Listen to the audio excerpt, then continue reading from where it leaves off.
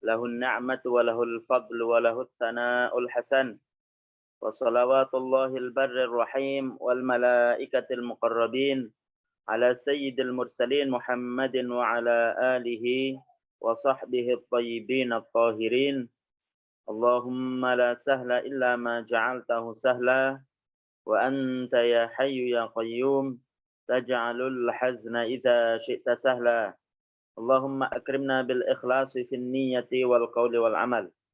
Para jamaah yang dirahmati oleh Allah Subhanahu wa taala, alhamdulillah pada puasa yang kedua ini atau yang ketiga bagi yang menjalankan mulai puasa hari Sabtu, Ahad ini adalah Senin, berarti yang ketiga atau yang kedua bagi yang melaksanakan memulai puasa pada hari Ahad, alhamdulillah dengan rahmat dan hidayah Allah dan pertolongan Allah kita sampai hari ini bisa melanjutkan insya Allah kajian kita, kajian Ilmuddin Ad-Daruri dalam keadaan sehat wa afiyah. Selawat serta salam semoga tetap tercurahkan kepada baginda Nabi Muhammad sallallahu alaihi wasallam. Jadi para jamaah sekalian yang dirahmati oleh Allah, kita akan belajar dan melanjutkan tentunya kitab Al-Qaulul Jali, kitab Halul Alfaz. Jadi menjelaskan kata-kata yang tersingkap, yang kurang jelas di kitab Al-Mukhtasar, karya guru kita, Syekh Abdullahil Harari. Sebelum kita memulai, marilah kita membaca Al-Fatihah. Tujuannya pertama untuk orang tua kita ataupun saudara-saudara kita yang terlebih dahulu mendahului kita dari orang-orang Muslim. Kemudian kita utamakan hadiah Al-Fatihah tersebut untuk guru-guru kita, masyayikh kita, terutama Syekh kita Abdullahil Harari. Ala hadhihi niyyah Al-Fatihah. A'udzubillahi minasyaitonir rajim. Bismillahirrahmanirrahim. Alhamdulillahi rabbil alamin. Ar-Rahmanir Rahim. Maliki yaumiddin. Iyyaka na'budu wa iyyaka nasta'in. Ihdinas shiratal mustaqim. Shiratal ladzina an'amta 'alaihim ghairil maghdubi 'alaihim waladdallin. Amin. Para jamaah sekalian yang dirahmati oleh Allah Subhanahu wa taala, kemarin kita sudah menjelaskan tentang al-mukallaf. Siapa itu al-mukallaf? Orang yang ada padanya 3 komponen. Pertama itu adalah orangnya balik, berakal, telah sampai kepadanya dakwah Islam. Jadi mukallaf itu ada mukallaf kafir, ada mukallaf muslim. Mukallaf kafir diwajibkan kepadanya 3 hal. Apa itu masuk Islam dengan mengucapkan 2 kalimat syahadat. Yang kedua adalah menetapi keislamannya. Apa arti menetapi keislamannya? Yaitu tidak ada ucapan, tidak ada perbuatan, tidak ada keyakinan yang itu bisa menyebabkan orang tersebut keluar dari Islam sampai meninggal. Atau tidak ada iktikad untuk keluar dari Islam, baik waktu sekarang atau yang masa akan datang, sampai dia itu meninggal. Karena kalau orang tersebut itu ada iktikad, berkeinginan untuk keluar dari Islam masa sekarang, maka atau masa yang akan datang bahkan, maka dia itu keluar dari Islam seketika. Kenapa? Karena sudah tidak yakin lagi. Yang namanya Islam mukmin itu kan yakin. Yakin seyakin-yakinnya tanpa ada keraguan sedikit pun. Maka kalau ragu berarti ya bertolak belakang dengan keyakinan. Itu. Jadi ada 3 yang harus ia lakukan. Masuk Islam dengan mengucapkan 2 kalimat syahadat. Kemudian kemarin kita mungkin belum menjelaskan bahwasanya orang masuk Islam itu tidak harus mengucapkan 2 kalimat syahadat dengan bahasa Arab. Kalaupun dia itu bisanya dengan bahasa Indonesia, ataupun dia bisanya itu dengan bahasa daerah yang searti dengan 2 kalimat syahadat, asyhadu an la ilaha illallah wa asyhadu anna Muhammadar Rasulullah, maka itu sah. Kalau ada orang yang berpendapat harus berbahasa Arab, maka pendapat itu adalah pendapat yang tidak diikuti oleh mayoritas ulama. Jadi tidak boleh ada seseorang umpamanya masuk Islam, saya ingin masuk Islam. Kemudian apa? Kemudian dia bilang, orang yang dibuat ataupun orang yang diminta untuk menuntun dia masuk Islam itu mengatakan begini, kamu sudah mantap enggak? Kamu sudah bisa bahasa Arab enggak? Atau dia ketika mengucapkan 2 kalimat syahadat, umpamanya asyhadu an la ilaha illallah, asadu, enggak bisa bahasa Arab. Kemudian apa yang ia katakan? Kamu pulang dulu, belajar bahasa Arab dulu. Kemudian nanti kalau sudah bisa syahadat dengan bahasa Arab ke sini. Enggak boleh seperti itu.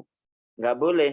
Harus seketika itu dia menuntun orang tersebut untuk masuk Islam dengan bahasa yang ia bisa. Yang penting searti, semakna dengan 2 kalimat syahadat. Yaitu asyhadu an la ilaha illallah wa asyhadu anna Muhammadar Rasulullah.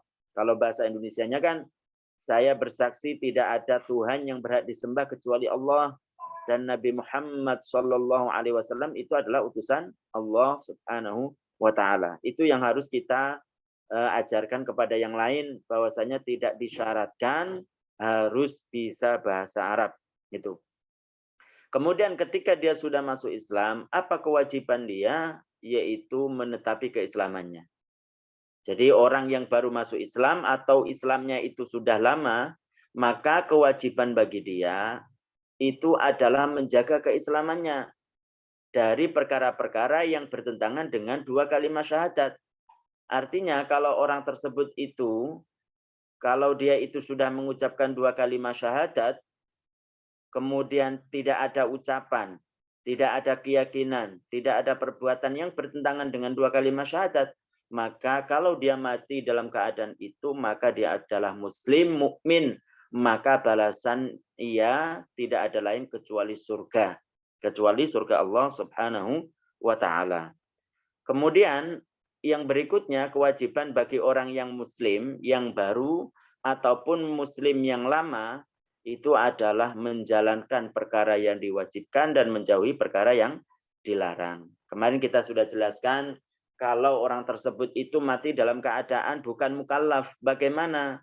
Dia akan termasuk ahli surga, penduduk surga. Seperti apa? Seperti orang yang masih kecil, belum balik, meninggal, maka dia balasannya adalah surga. Laisa alaihi mas'uliyatun fil akhirah. Tidak ada pertanggungjawaban di akhirat. Karena berdasarkan hadis Nabi Shallallahu Alaihi Wasallam kemarin rufi'al qalamu an thalathin, ya kan? Jadi ada 2 kelompok yang nanti tidak masuk catatan. Artinya tidak dicatat kalau dia berbuat jelek. Siapa itu? Anis shabi hatta yahtalim. Pertama anak kecil sampai dia itu mimpi basah. Atau kalau laki-laki sudah berumur 15 tahun Hijriyah. Kalau perempuan kan ditambah 1 yaitu menstruasi. Kemudian yang berikutnya itu adalah kalau orang meninggal dalam keadaan gila. Tapi gila ini yang gila nyambung, para jamaah sekalian. Artinya sebelum balik dia gila, kemudian setelah umur balik, setelah umur 15 tahun umpamanya dia gila, umur 16, umur 17 umpamanya gila, jadi nyambung. Kemudian meninggal dalam keadaan gila, maka dia adalah orang yang tidak ada pertanggungjawaban di akhirat. Artinya dia adalah ahli surga. Karena sabda Nabi Shallallahu Alaihi Wasallam, anil majnuni hatta yufiqa atau hatta yaqil, dari orang gila sampai dia itu sadar kembali, sampai dia itu sembuh dari gilanya. Kemudian yang terakhir kemarin kita jelaskan adalah orang yang telah sampai kepadanya dakwah Islam. Kalau ada seseorang yang benar-benar tidak nyampe kepadanya dakwah Islam itu apa? Dakwah Islam itu adalah 2 kalimat syahadat. Tidak pernah mendengar, tidak pernah membaca bahwasanya tidak ada Tuhan yang berhak disembah kecuali Allah, Nabi Muhammad utusan, bahwasanya Nabi Muhammad Shallallahu Alaihi Wasallam adalah utusan Allah. Kalau ada seseorang yang benar-benar tidak mendengar seperti itu, maka kalau dia meninggal, maka dia termasuk penduduk surga. Karena berdasarkan ayat kemarin, wa ma kunna mu'adzibina hatta nab'atsa rasula. Jadi Allah tidak akan menyiksa seseorang sampai diutus kepadanya seorang rasul. Itu maksudnya. Jadi sampai datang kepadanya dakwah Islam, sampai nyampe kepadanya dakwah Islam.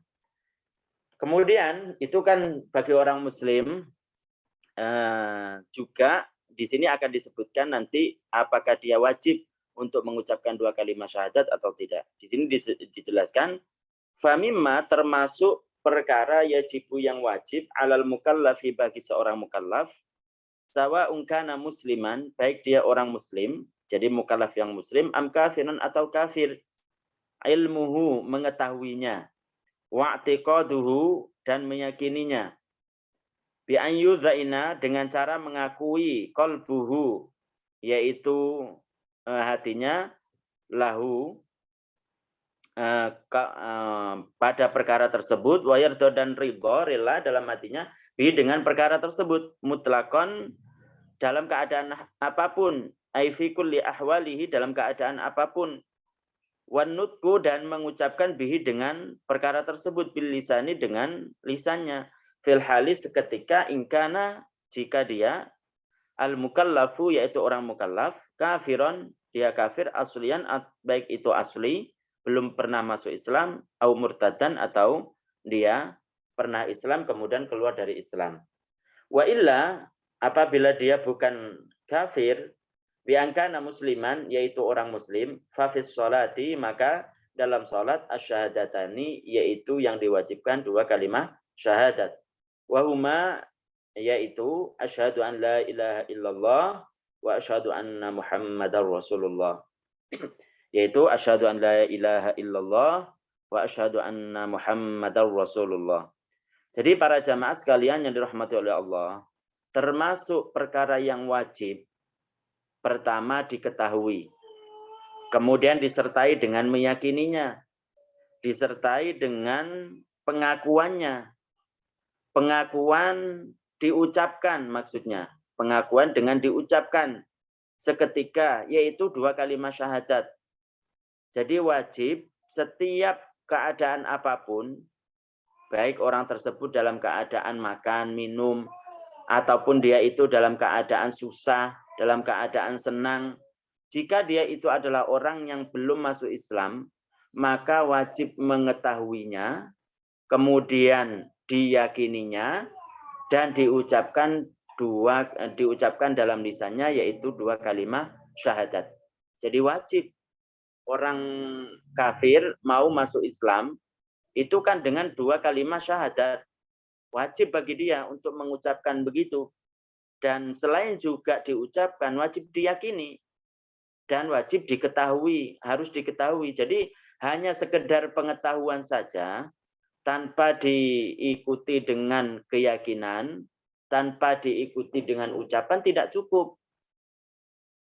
Bukankah orang-orang musyrik, orang-orang yang memusuhi Nabi Shallallahu Alaihi Wasallam tahu mereka bahwasanya Nabi Muhammad Shallallahu Alaihi Wasallam itu adalah utusan, karena memang disebutkan dalam kitab mereka yaitu yang asli dulu At-Taurat ataupun Al-Injil bahwasanya akan ada Nabi dari Arab yaitu Nabi Muhammad Shallallahu Alaihi Wasallam.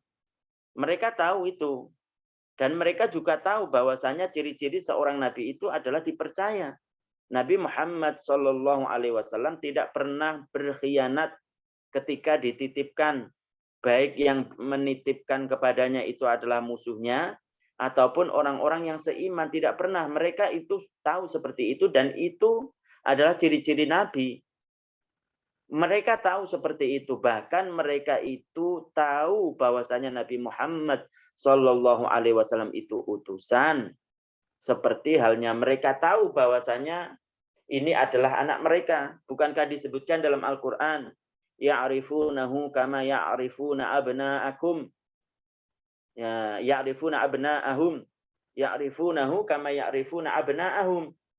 Jadi mereka mengetahui bahwasanya Nabi Muhammad Shallallahu Alaihi Wasallam itu adalah utusan, seperti halnya mereka mengetahui tentang anak-anak mereka.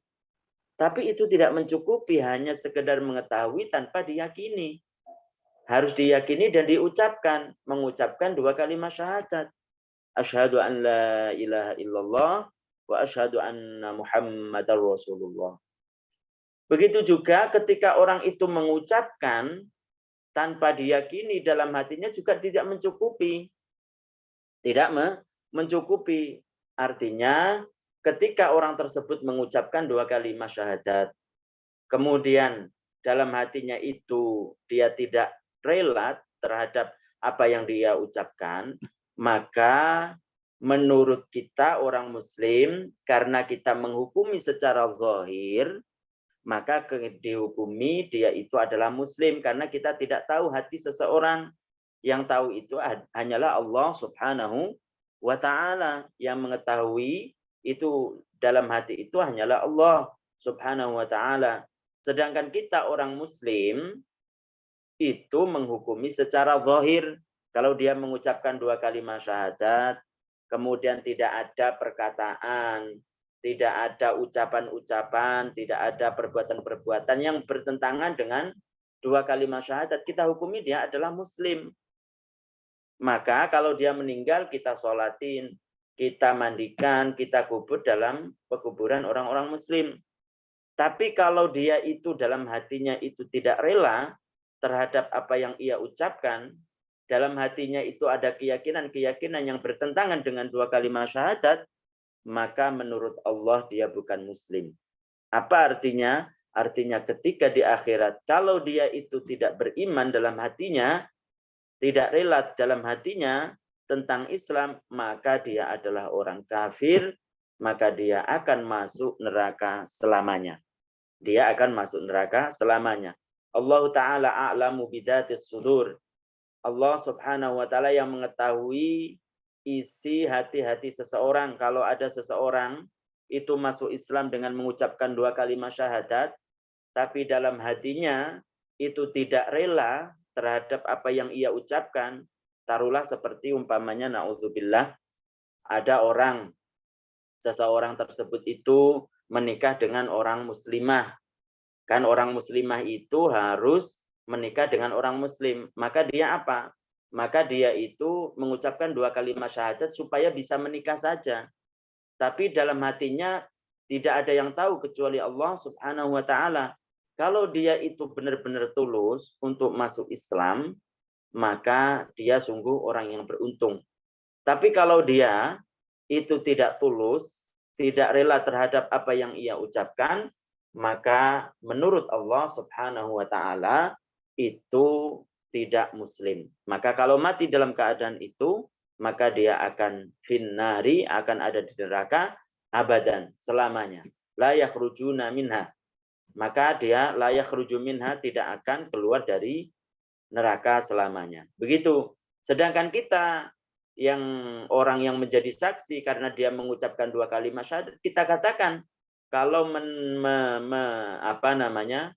memenuhi persyaratan yang lain tentang pernikahan, kita hukumi itu adalah suami istri. Suami istri menurut kita, karena kita tidak bisa menghukumi secara batin. Yang menghukumi, yang tahu itu adalah Allah Subhanahu wa Ta'ala. Begitu. Jadi orang yang masuk Islam, orang yang mengucapkan 2 kalimat syahadat, itu harus disertai dengan ucapan, kemudian diyakini dalam hatinya.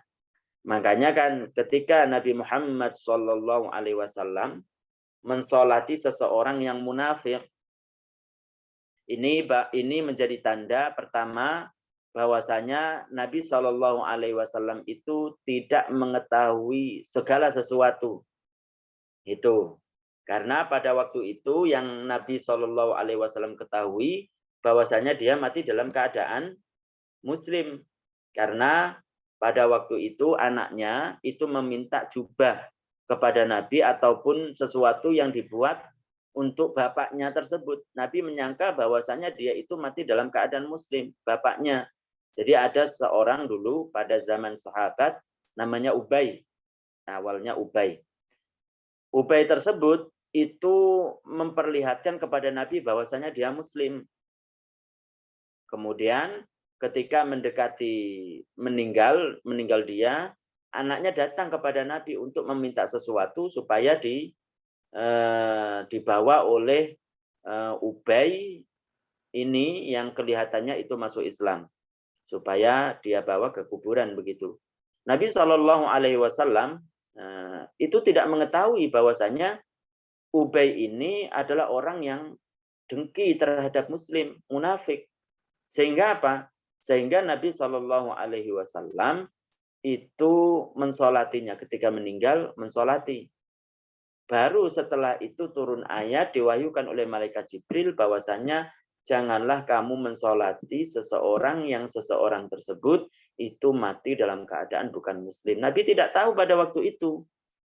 Baru tahu setelah diberikan wahyu, diturunkan kepadanya wahyu melalui malaikat Jibril, baru tahu bahwasanya dia itu mati dalam keadaan bukan Muslim. Jadi tidak ada yang tersembunyi dari Allah Subhanahu wa ta'ala. Kalau ada orang masuk Islam sekedar ucapannya saja, maka ketahuilah Allah Subhanahu wa ta'ala maha mengetahui segala sesuatu, baik itu yang tersembunyi dari kita atau yang kelihatan dari kita. Maka Allah Ta'ala mengetahui. Jadi Nabi Muhammad SAW ketika mensolati, Ubay tersebut tidak tahu bahwasanya dia mati dalam keadaan bukan Muslim. Sehingga turun kepadanya wahyu untuk tidak mensolati orang yang mati dalam keadaan bukan Muslim. Begitu. Kemudian yang berikutnya dari hadis ini dijelaskan kepada kita bahwasanya Nabi Shallallahu Alaihi Wasallam tidak mengetahui segala sesuatu. Nabi Muhammad Shallallahu Alaihi Wasallam tahu perkara yang gaib karena Allah Taala memberitahukan kepadanya. Karena Allah Taala menurunkan wahyu melalui malaikat Jibril kepadanya. Jadi tidak seperti sebagian orang yang hulu. Hulu itu melewati batas, cinta kepada Nabi, tapi mensifati Nabi dengan sifat-sifat ketuhanan. Salah satu sifat ketuhanan adalah mengetahui segala sesuatu. Maka Nabi Muhammad SAW kita katakan bahwasanya dia adalah makhluk yang paling mulia. Tidak kita katakan bahwasanya Nabi Muhammad itu mengetahui segala sesuatu. Karena ini adalah sifat ketuhanan. Ya, jadi para jamaah sekalian yang dirahmati oleh Allah Subhanahu wa ta'ala, jadi ada namanya mukallaf muslim, ada mukallaf kafir. Jadi termasuk perkara-perkara yang diwajibkan untuk diucapkan seketika serta diyakini dan diketahui, itu adalah 2 kalimat syahadat. 2 kalimat syahadat ini wajib diucapkan oleh mukallaf yang muslim dan mukallaf yang kafir. Cuma perbedaannya, kata para ulama, menurut Syafi'iyah, ingat menurut Syafi'iyah, orang muslim itu kan sudah muslim. Tapi kenapa diwajibkan untuk mengucapkan 2 kalimat syahadat? Kata mereka, untuk supaya sahnya sholat. Karena dalam tahiyat akhir, 2 kalimat syahadat itu adalah rukun dari sholat. Jadi kalau menurut Syafi'iyah, sehingga seseorang itu sholatnya itu sah, maka harus mengucapkan 2 kalimat syahadat. Jadi wajib juga untuk diucapkan dan diyakini maknanya dan diketahui tentang itu, yaitu 2 kalimat syahadat. Diucapkan ketika orang muslim itu sholat 5 waktu, karena itu adalah rukun. Tapi kalau menurut imam lain seperti Imam Malik mengatakan ketika orang tersebut itu sudah muslim, maka tidak diwajibkan bagi dia untuk mengucapkan 2 kalimat syahadat. Karena dia sudah muslim. Karena apa? Karena menurut mereka syahadat ataupun tahiyat akhir, 2 kalimat syahadat dalam tahiyat akhir, itu tidak wajib bagi mereka, sunnah. Artinya kalau mereka itu menurut mereka Malikiyah, kalau orang tersebut ketika tahiyat akhir sekedar duduk, kemudian tidak mengucapkan itu sah, kemudian salam. Tapi kata mereka, kata Malikiyah, tetap diwajibkan untuk mengucapkan 2 kalimat syahadat minimal seumur hidup itu sekali. Kalau orang tersebut itu yang sudah muslim tidak mengucapkan 2 kalimat syahadat minimal seumur hidup sekali, maka itu namanya muslim, tapi muslim yang asin, muslim yang berdosa. Begitu kalau menurut Malikiyah. Intinya dia itu muslim. Intinya dia adalah orang muslim. Tapi kalau mukallaf itu adalah kafir, kan tadi diwajibkan untuk diucapkan. Diucapkan siapa? Mukallaf yang muslim atau mukallaf yang kafir. Kalau mukallaf muslim mengucapkan 2 kalimat syahadat itu supaya sah salat. Mengucapkannya ketika diucapkan juga diyakini tentunya. Bukan tidak meyakini, bertentangan keyakinan dengan apa yang dia ucapkan. Tidak. Diyakini tetap. Jadi menurut Syafi'iyah, supaya sah salat harus mengucapkan 2 kalimat syahadat. Tapi kalau menurut Malikiyah, tidak harus. Karena menurut mereka, syahadat 2 kalimat syahadat dalam sholat itu sunnah. Tapi tetap menurut mereka harus mengucapkan orang yang muslim tadi 2 kalimat syahadat minimal seumur hidup itu sekali. Kalau dia tidak mengucapkan 2 kalimat syahadat seumur hidup meskipun sekali tidak mengucapkan, maka dia adalah muslim yang asin, muslim yang berdosa. Tapi kalau orang kafir mengucapkan 2 kalimat syahadat itu tujuannya untuk apa? Untuk masuk Islam. Karena masuk Islam itu dengan 2 kalimat syahadat. Asyhadu an la ilaha illallah wa asyhadu anna Muhammadar Rasulullah. Baik orang itu kafirnya itu adalah kafir asli, maksudnya belum pernah masuk Islam kemudian masuk Islam, maka harus dengan mengucapkan 2 kalimat syahadat. Atau orang kafir itu adalah orang kafir yang murtad. Tadinya masuk Islam, kemudian ada salah satu ucapan, ataupun keyakinan, atau perbuatan yang menyebabkan dia keluar dari Islam. Maka untuk masuk Islam kembali, itu dengan mengucapkan 2 kalimat syahadat, serta diyakini. Ingat itu, serta diyakini makna 2 kalimat syahadat tersebut. Sekarang, karena kita itu sudah menjelaskan tentang 2 kalimat syahadat, kewajiban-kewajiban yang harus dilakukan oleh mukallaf muslim dan orang mukallaf kafir, maka kita harus mengetahui apa arti 2 kalimat syahadat tersebut.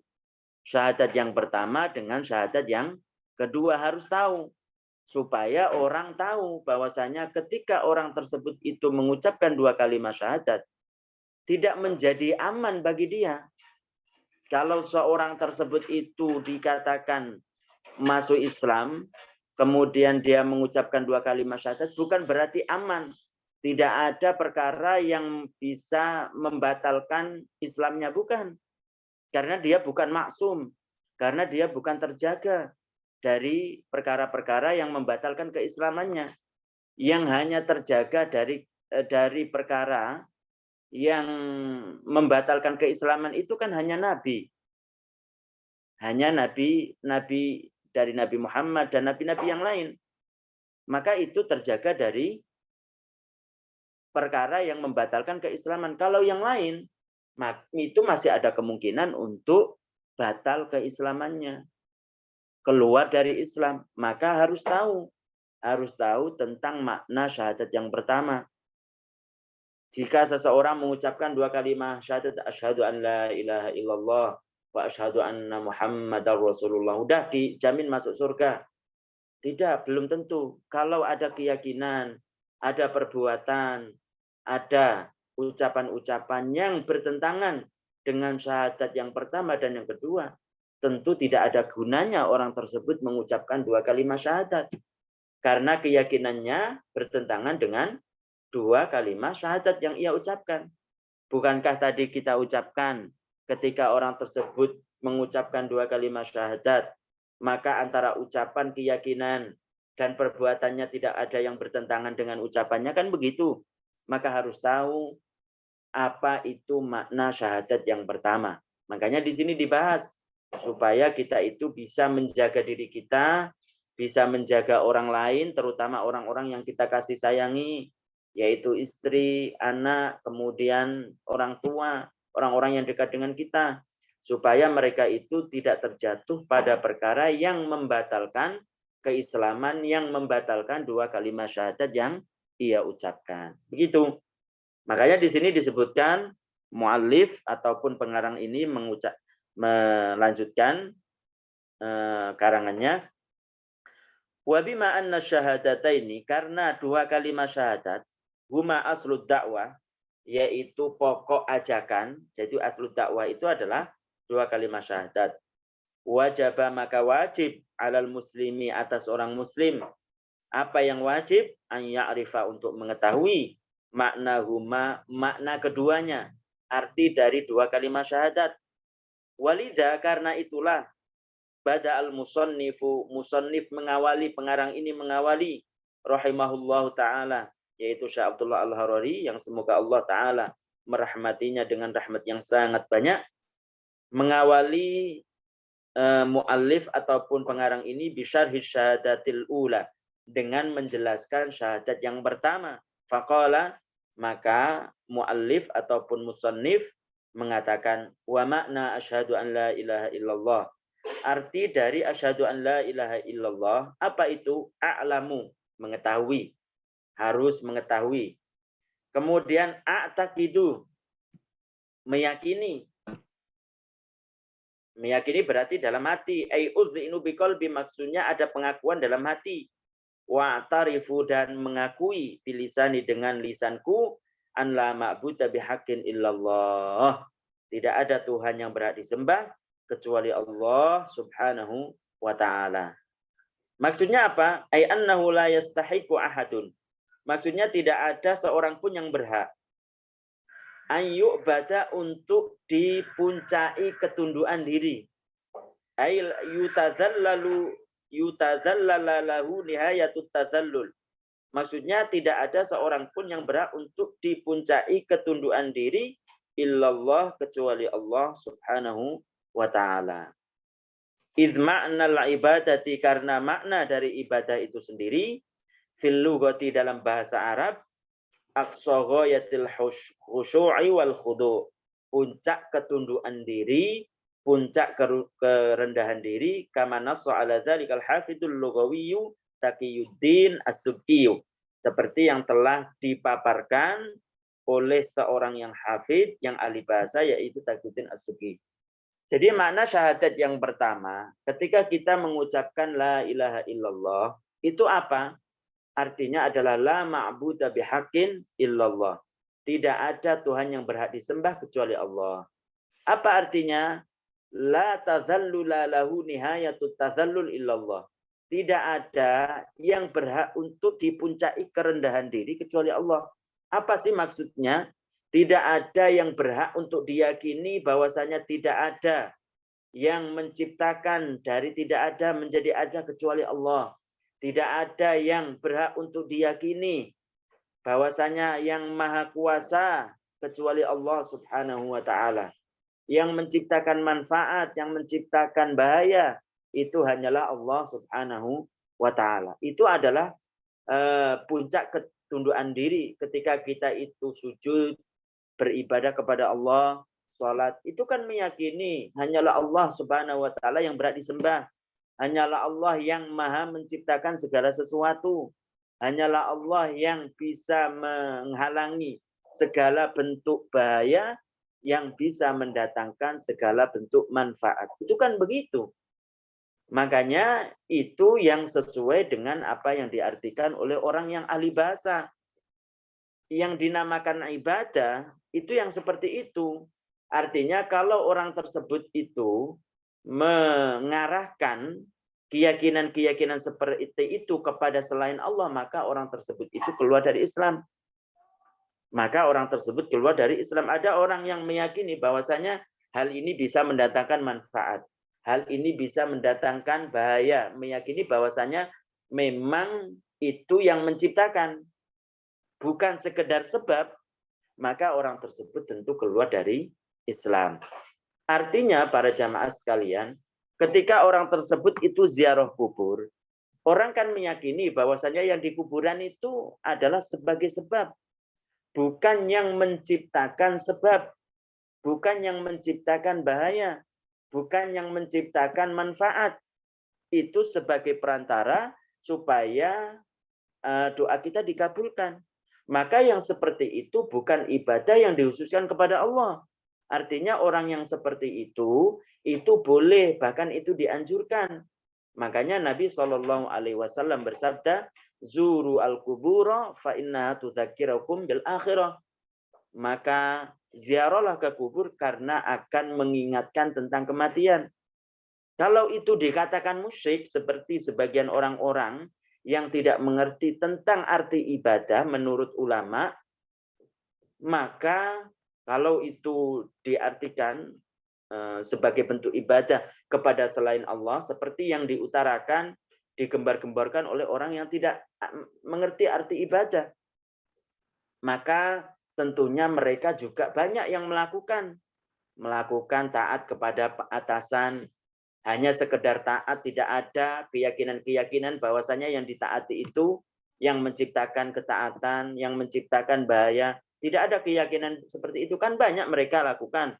Berarti mereka juga keluar dari Islam. Kalau hanya yang dinamakan ibadah itu, yang khusus kepada Allah itu ditujukan kepada yang lain. Yaitu hanya sekedar taat, itu dinamakan ibadah. Ziarah kubur dinamakan ibadah. Sehingga mereka mengatakan musyrik. Orang memenuhi panggilan seorang yang lain, umpamanya saya minta tolong, minta bantuan kamu. Katanya, jangan minta bantuan kamu kepada makhluk, minta bantuanlah kepada Allah. Jangan memohon kepada makhluk, memohonlah kepada Allah Subhanahu wa taala. Katanya begitu. Itu musyrik itu kalau umpamanya kamu meminta kepada selain makhluk. Kalau minta bantuan kepada selain makhluk, kepada selain Allah maksudnya kepada makhluk, maka itu kata mereka itu musyrik. Katanya begitu. Kenapa? Karena mereka menyangka bahwasanya ibadah itu pokoknya sekedar tunduk kepada makhluk, itu namanya ibadah. Padahal bukan seperti itu. Ibadah itu adalah meyakini seyakin-yakinnya bahwasanya tidak ada Tuhan yang berhak disembah kecuali Allah. Yang menciptakan manfaat itu hanyalah Allah. Yang menciptakan bahaya itu adalah Allah Subhanahu wa taala. Ketika ziarah kubur, kita tidak meyakini hal itu. Kita hanya sekedar wasilah meminta sebab bahwasanya dengan wali Allah ini insya Allah doa kita akan terkabulkan. Karena mereka itu adalah orang-orang yang sedikit dosanya. Beda dengan kita. Karena Allah Subhanahu wa taala itu akan mengijabai orang-orang yang berdoa, yang orang itu adalah jauh dari dosa. Itu kan begitu. Jadi bukan sekedar orang tersebut itu meminta tolong, meminta bantuan, kemudian, oh jangan, nggak boleh itu. Bukankah Nabi SAW bersabda, "Idza sa'alta fas'alillah, wa idza sta'anta fasta'in billah." Kalau kamu memintalah kepada Allah, mohonlah kepada Allah. Kalau kamu memohon pertolongan, meminta pertolongan, maka memintalah pertolongan kepada Allah. Itu berdasarkan hadis kata mereka, maka nggak boleh kamu itu ziarah kubur. Itu berarti apa? Meminta pertolongan kepada selain Allah. Itu musyrik. Kata mereka begitu. Na'udzubillah. Tidak seperti itu. Ibadah menurut ulama itu adalah ghayatul khusyu'i wat tadallul. Puncak kerendahan diri, puncak ketundukan diri. Meyakini seyakin-yakinnya bahwasanya Allah yang menciptakan segala sesuatu. Ketika kita ziarah kubur, kita tidak meyakini bahwasanya yang di kuburan itu yang menciptakan manfaat, itu sebagai sebab. Paham ya para ulama, para jamaah sekalian yang dirahmati oleh Allah Subhanahu wa taala, bahwasanya orang yang memusyrikkan orang yang ziarah kubur karena mereka tidak tahu arti la ilaha illallah. Karena mereka tidak tahu arti ibadah. Jadi ibadah itu adalah puncak ketundukan diri seseorang dan itu hanya ditujukan kepada Allah Subhanahu wa taala. Jadi itu, dan itu yang diajarkan oleh para ulama-ulama tentang arti ibadah. Jadi orang yang mengerti la ilaha illallah, mengerti arti bahwasanya la ilaha illallah itu adalah la ma'budu bihaqqin illallah, tidak ada Tuhan yang berhak disembah kecuali Allah, dan mengerti arti ma'bud itu dari kata-kata abada ya'budu ibadatan, sedangkan ibadah itu adalah artinya ghayatul khusyu'i wat tadzallul, yaitu puncak ketundukan diri, meyakini seyakin-yakinnya hanyalah Allah yang menciptakan manfaat, maka orang itu bisa membantah, bisa menjelaskan kepada orang-orang yang sedikit-sedikit memusyrikan. Sedikit-sedikit katanya ini musyrik ini. Padahal mereka nggak tahu arti ibadah itu apa. Maka kita harus jelaskan seperti itu. Para jemaah sekalian yang dirahmati oleh Allah Subhanahu wa taala, jadi makna syahadat yang pertama itu sangat-sangat luas. Ini baru permulaan. Maka dari itu istiqomah kita sangat diperlukan. Murojaah, mengulangi pelajaran itu sangat-sangat diperlukan. Supaya kita benar-benar dikatakan orang yang mengerti tentang ilmu agama, supaya kita benar-benar dikatakan orang yang paham tentang ilmu agama. Mungkin itu yang bisa kita sampaikan para jamaah yang dirahmati oleh Allah Subhanahu wa taala untuk hari ini. Sebelum kita tutup, mungkin dari para jamaah sekalian ada yang ingin bertanya, ingin meminta untuk menjelaskan lebih jelas lagi terhadap apa yang kita jelaskan. Silakan sebelum kita tutup.